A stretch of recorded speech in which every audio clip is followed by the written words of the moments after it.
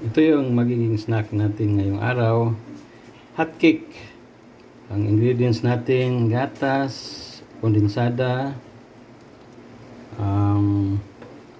yung itlog, at yung powder, pancake powder natin, at may chocolate almond na nilagay natin.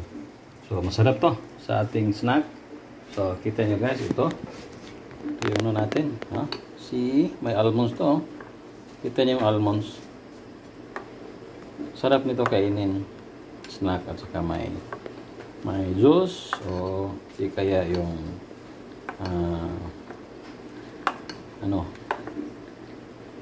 kahit anong inumin pwede nito. Kasi masarap yung hot cake na may almonds, ha?